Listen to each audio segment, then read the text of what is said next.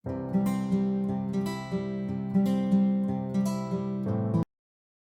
Ahmad Al-Badawi merupakan salah seorang syekh yang sangat terkemuka di Jazirah Arab dan Timur Tengah.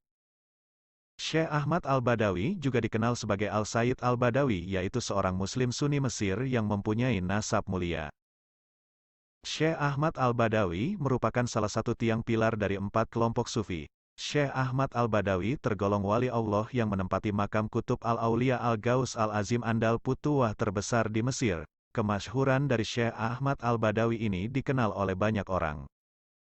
Syekh Ahmad bin Ali bin Yahya Al-Badawi lahir di kota Fes, Maroko pada tahun 596 Hijriah, 1199 Masehi adalah seorang imam sufi, wali kutub dan muassis Thariqah Al-Badawiyah. Beliau dijuluki Al-Badawi, selalu menutup wajahnya seperti kebiasaan Arab Baduy. Kakek beliau sebelumnya bermukim di Jazirah Arab. Kakek beliau datang di Fes Maroko akibat semakin brutalnya aksi Al-Hajjaj bin Yusuf Ats-Sakafi terhadap kalangan Alawiyin. Syekh Al-Sayyid Ahmad Al-Badawi tergolong wali Allah yang menempati makam Kut Al-Aulia Al-Gauts Al-Azhim, ahli futuwah terbesar di Mesir, yang kemasyhurannya dikenal oleh banyak orang. Beliau juga terkenal sebagai wali pelindung anak-anak. Makamnya di kota Tanta menjadi pusat ziarah utama di Mesir. Diyakini Allah yang Maha Tinggi mengabulkan doa-doa dari mereka yang berziarah di makamnya. Lantaran berkah dan karomah wali Allah ini, perayaan Maulid Syekh Ahmad Al-Badawi senantiasa dihadiri oleh setidaknya 2 juta orang. Syekh Ahmad Badawi adalah muassis tarekat Badawiyah. Gelarnya banyak sekali, mencapai 29 buah gelar, diantaranya adalah Syihabuddin, Al-Aktab, Abu Al-Fitiyah, Syaikh Al-Arab, Qut An-Nabawi, Sahibul Barakat wa Al-Karamat, dan sebagainya. Nasab Al-Badawi dari jalur ayah sampai kepada Sayyidina Husain bin Ali, bin Fatimah Az-Zahra binti Rasulillah Shallallahu Alaihi Wasallam, berdasarkan kesepakatan ulama nasab, dan ahli sejarah, menurut penulis terkenal Muslim Al-Sayyid Muhammad Al-Murtada Zabidi, wafat 1205 Hijriah. Secara lengkap nasab beliau adalah Ahmad bin Ali bin Yahya bin Isa bin Abu Bakar bin Ismail bin Umar bin Ali bin Utsman, bin Husain bin Muhammad bin Musa bin Yahya bin Isa bin Ali bin Muhammad, bin Hasan bin Jafar Az-Zaki, bin Ali Al-Hadi bin Muhammad Al-Jawad bin Ali Ridho bin Musa Al-Kadim bin Jafar As-Sadiq bin Muhammad, Al-Bakir bin Ali Zainal Abidin bin Al-Hasan bin Ali bin Abi Talib. Al-Sayyid Ahmad Al-Badawi adalah bungsu dari 7 anak dari Al-Sayyid Ali radhiyallahu anhu. Saudara kandungnya Al-Hasan, yang tertua, lahir di tahun 583 Hijriah, Muhammad, Fatimah, Zainab, Rukayah, dan Fidah. Ketika Syekh Ahmad Badawi berusia 7 tahun, sang ayah mendengar perintah Allah lewat mimpinya untuk pindah ke Mekah. Selama di Mekah ini Syekh Ahmad Badawi yang usianya masih sekitar 12 tahun memperdalam ilmu agamanya, dan berhasil menghafal Al-Quran dan menguasai 7 cara qiraat atau bacaannya. Beliau mendalami fikih mazhab Imam Syafi'i. Beliau hijrah ke Mekah saat berumur 7 tahun, tahun 603 Hijriah, 1206 Masehi, di mana perjalanan ke sana memakan waktu 4 tahun. 3 tahun diantaranya beliau bermukim di Mesir. Di Mekah, berdasarkan sumber-sumber dari kalangan Sufiyah, beliau selalu beristiqomah melakukan tawaf semenjak kecil. Setelah itu beliau masuk ke sebuah gua di Gunung Abil Kubais untuk melakukan ibadah. Amalan ini beliau lakukan hingga beliau berumur 38 tahun saat beliau melakukan safar ke Irak, bersama kakak kandungnya, Hasan. Saat di Mekah ini keluarga Syekh Ahmad Badawi kedatangan seorang tamu misterius. Lelaki misterius ini, yang belum pernah bertemu Syekh Ahmad Badawi, mengemukakan detail ciri-ciri, tanda-tanda, dan kepribadian Syekh Badawi, dan bahkan mengutarakan berbagai kelebihannya dan kedudukannya di masa depan.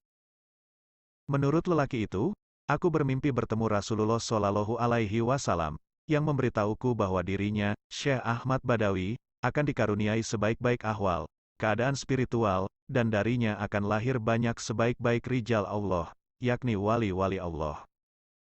Bahkan lelaki misterius ini mengatakan bahwa Syekh Ahmad Badawi akan selalu menutup mukanya.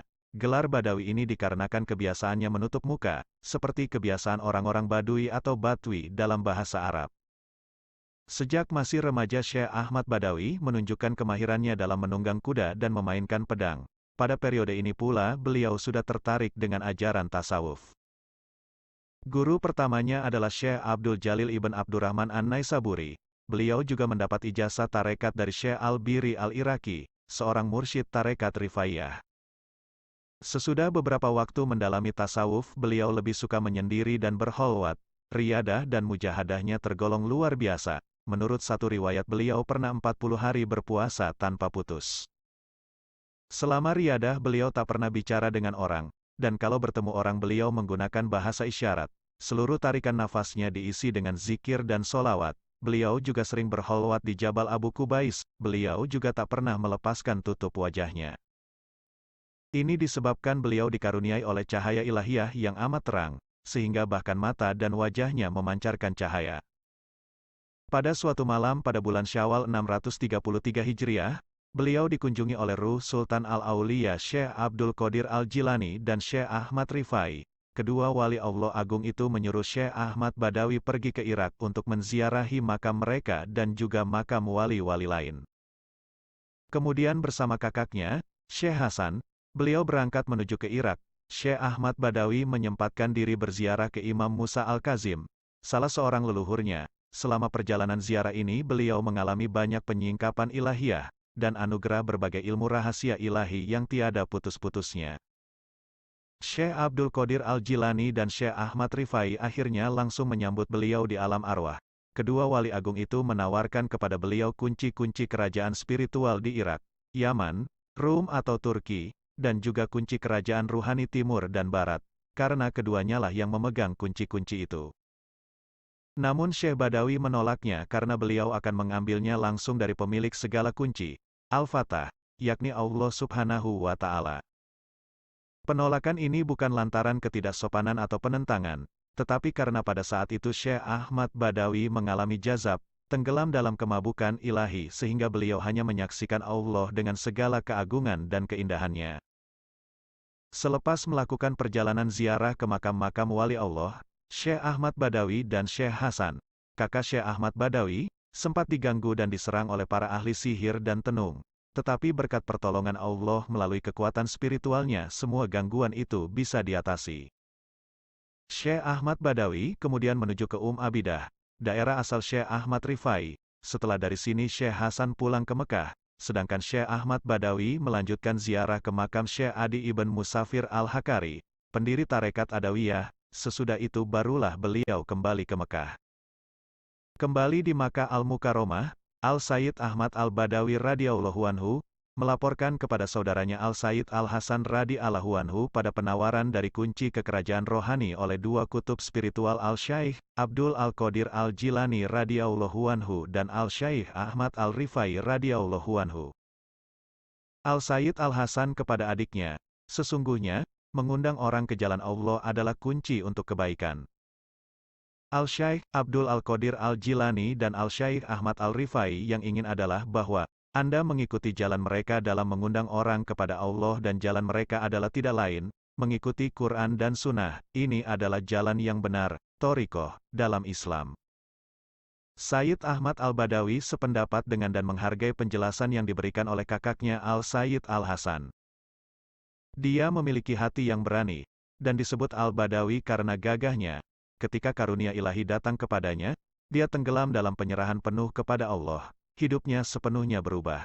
Ia mengasingkan diri dari orang, diadakan untuk diam, dan berkomunikasi hanya melalui gerakan.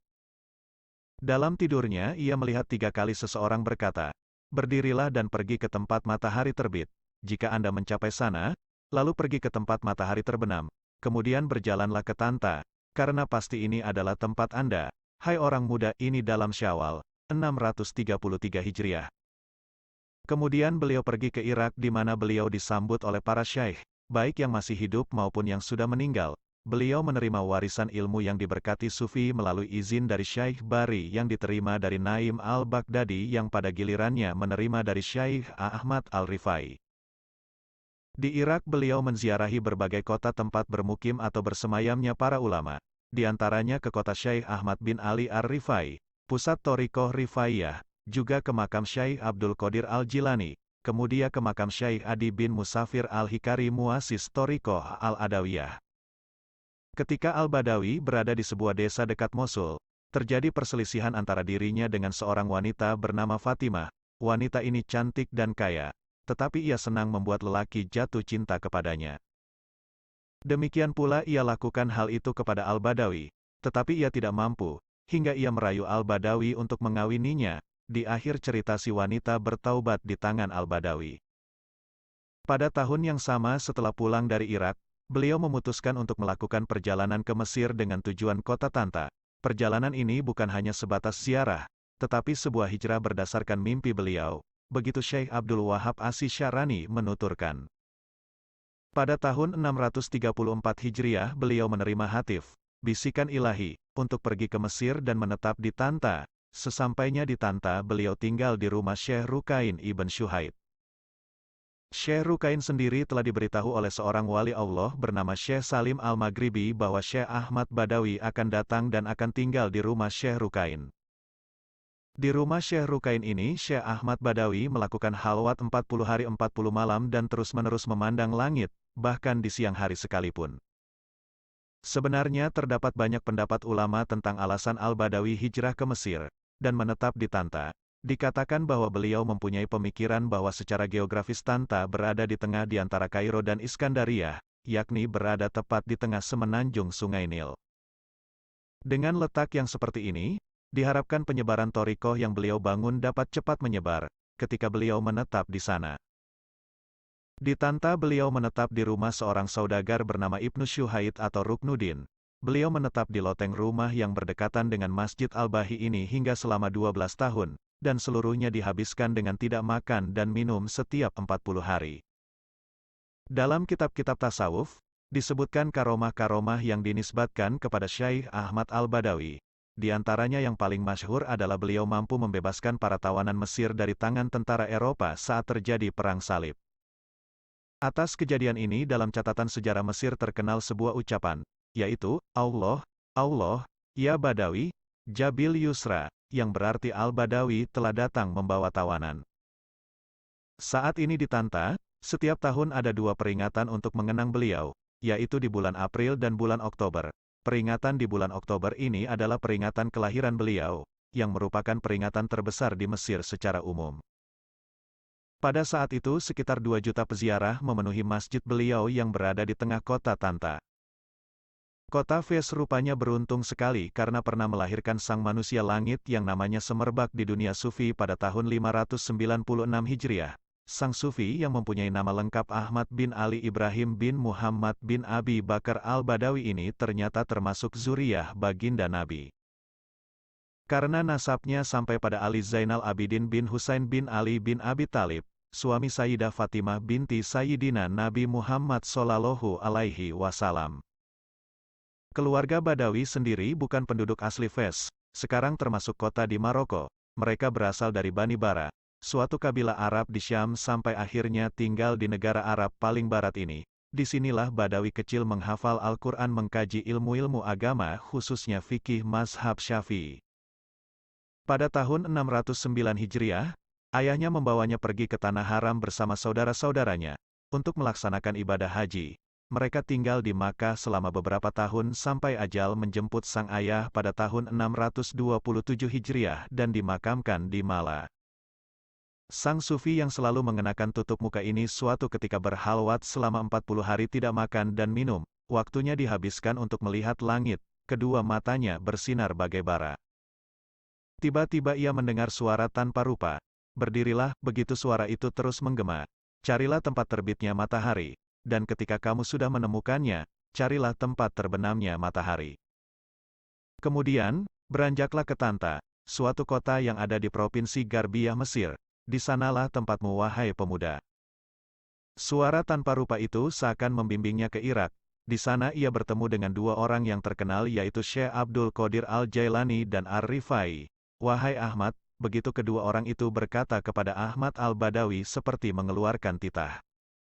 Kunci-kunci rahasia wilayah Irak, Hindia, Yaman, Asyarq dan Al-Gharb ada di genggaman kita. Pilihlah mana yang kamu suka. Tanpa disangka-sangka Al-Badawi menjawab, saya tidak akan mengambil kunci tersebut kecuali dari Zat yang Maha Membuka.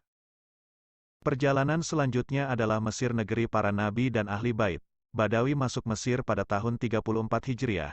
Di sana ia bertemu dengan Al-Zahir Biber dengan tentaranya. Mereka menyanjung dan memuliakan sang wali ini.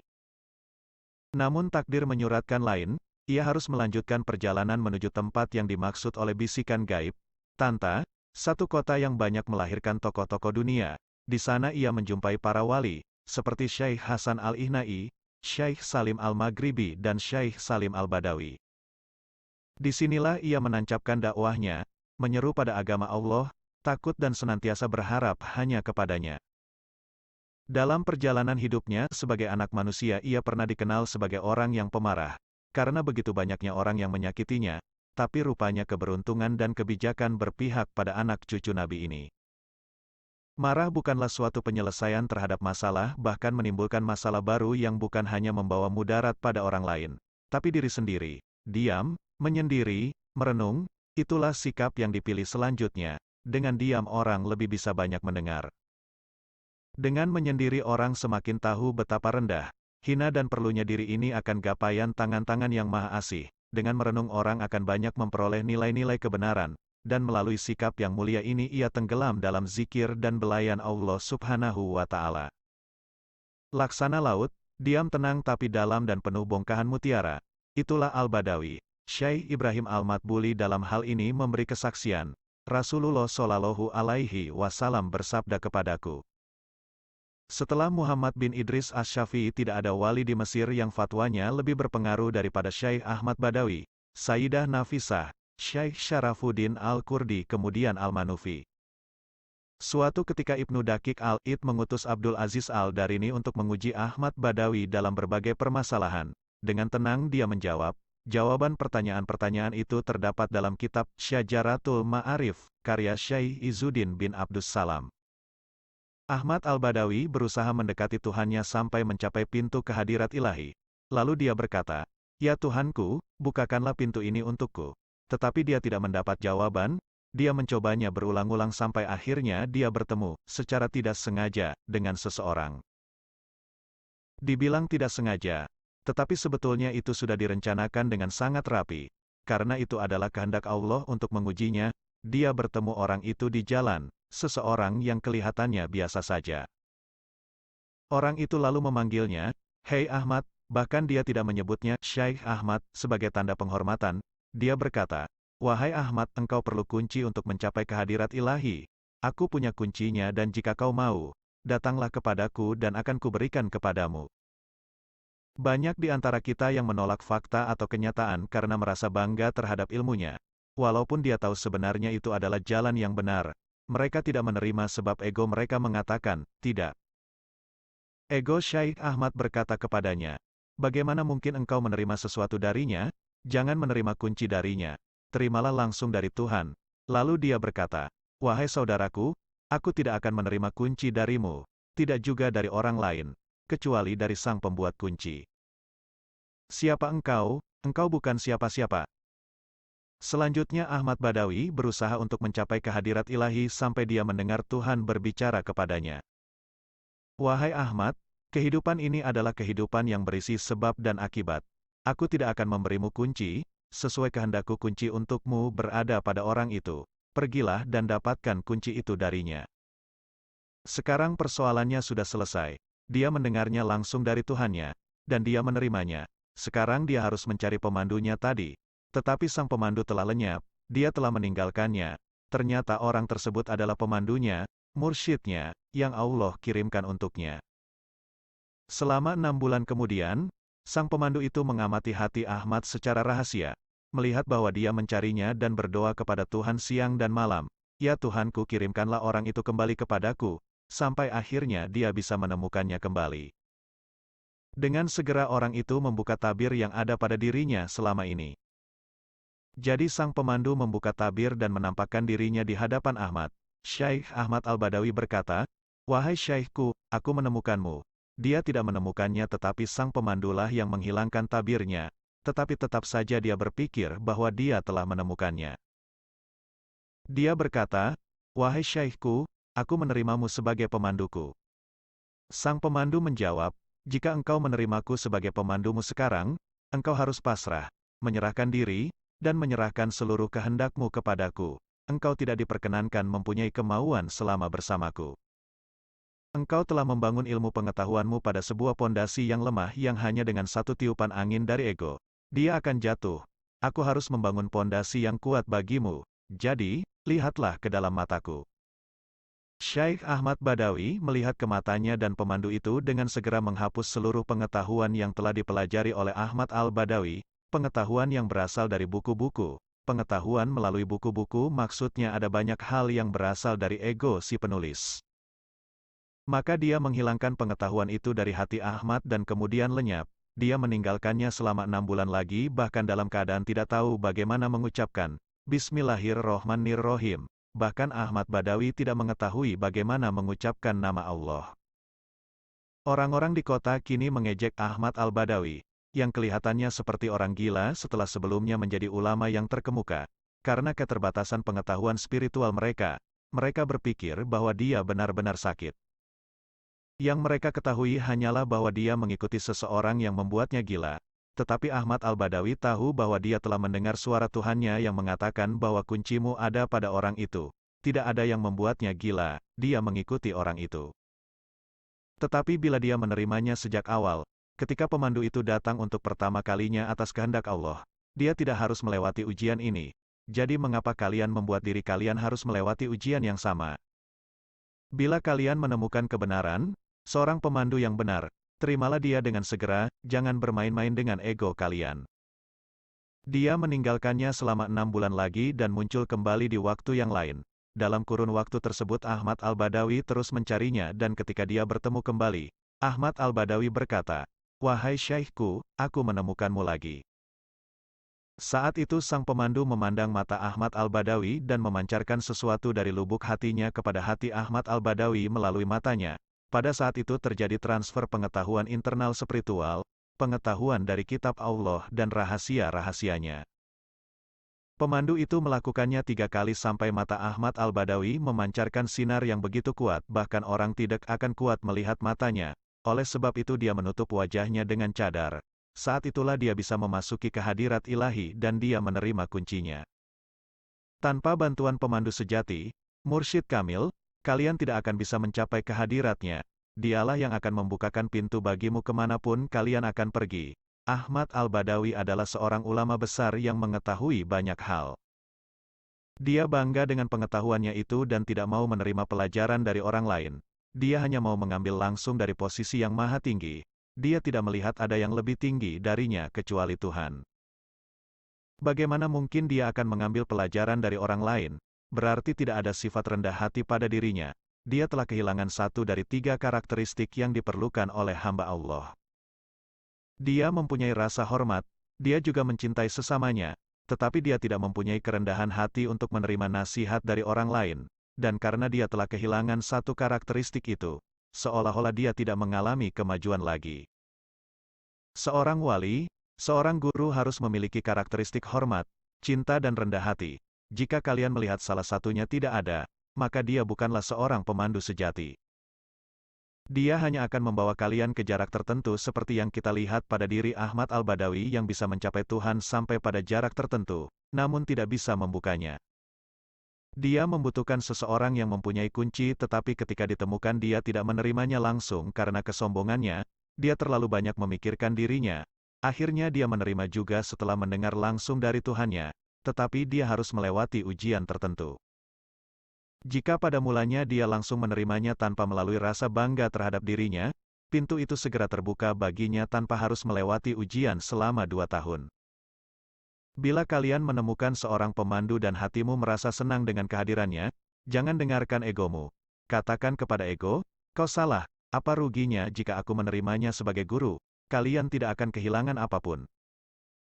Bila kalian menunjukkan sifat rendah hati, ini cukup bagi Allah untuk menaikkan kalian. Jika saya datang dan mengatakan, si Anu dan si Anu adalah syaikh saya, dan saya telah berbaiat dengannya. Apa salahnya? Saya menerimanya dan saya menunjukkan kerendahan hati, Allah akan menaikkan saya. Mempunyai sifat rendah hati adalah sangat penting. Jika kalian bersifat rendah hati, kalian akan menerima semua orang sebab setiap orang dapat menjadi pemandu bagimu. Ada sebuah peribahasa di Turki yang berupa pertanyaan kepada seseorang yang baik. Dari mana engkau belajar perilaku yang sempurna dalam masyarakat? Jawabnya, dari orang-orang yang bersalah. Aku mengamatinya, melihat kesalahan yang mereka lakukan lalu aku menghindarinya. Jadi aku bisa memperbaiki diriku lewat kesalahan orang lain. Jika kalian bisa menerima semua orang sebagai pemandu kalian, bahkan seorang yang jahat pun dapat memandumu, dengan mengamati dan melihat kesalahan yang dilakukannya, maka kalian berhenti.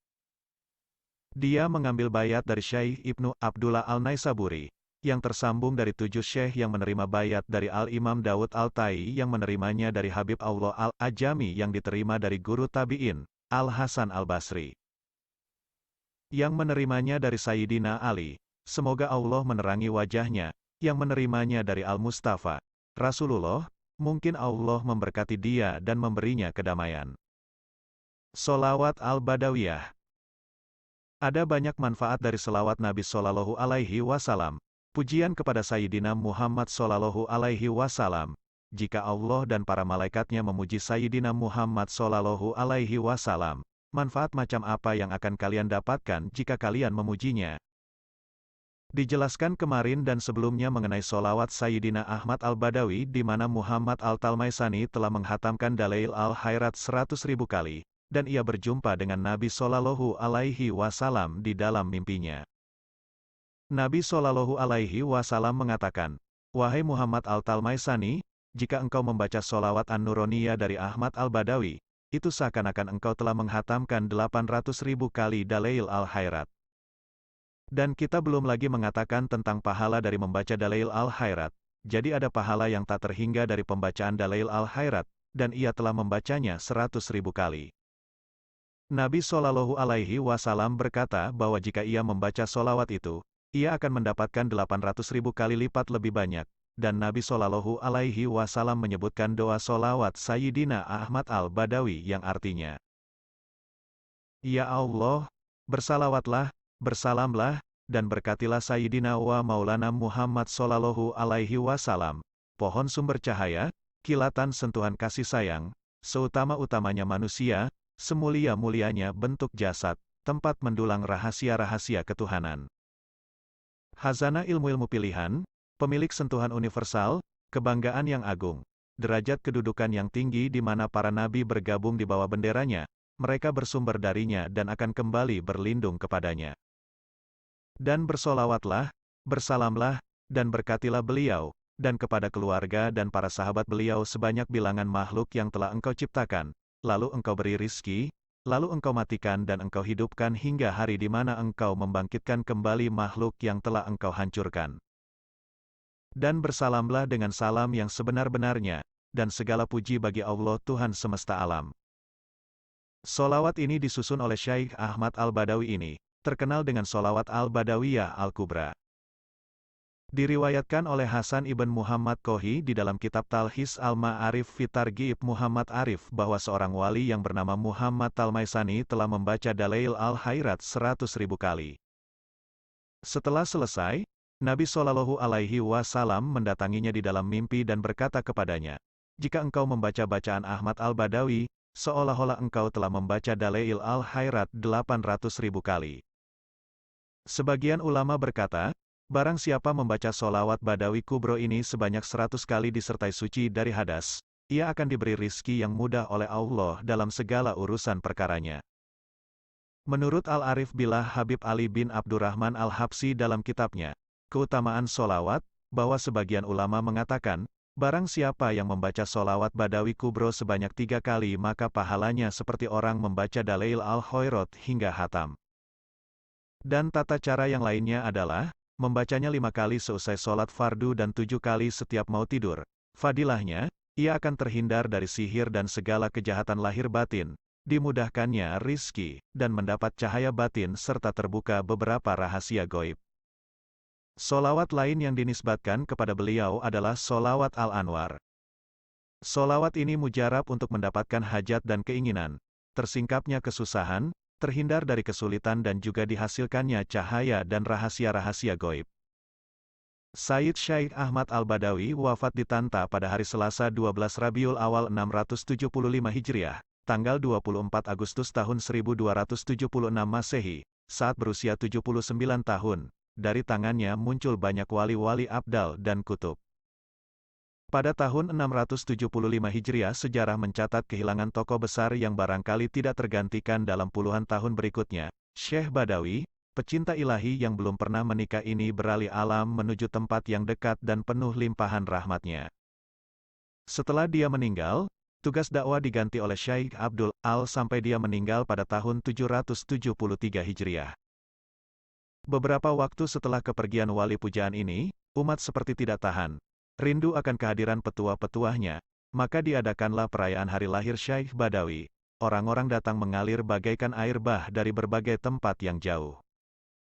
Kerinduan, kecintaan, pengabdian mereka tumpahkan pada hari itu pada Sufi Agung ini. Hal inilah kiranya yang menyebabkan sebagian ulama dan pejabat waktu itu ada yang berkeinginan untuk meniadakan acara maulid. Tercatat 1 tahun berikutnya perayaan Maulid Syekh Badawi ditiadakan demi menghindari penyalahgunaan dan penyimpangan akidah. Namun itu tidak berlangsung lama, hanya 1 tahun, dan tahun berikutnya perayaan pun digelar kembali sampai sekarang.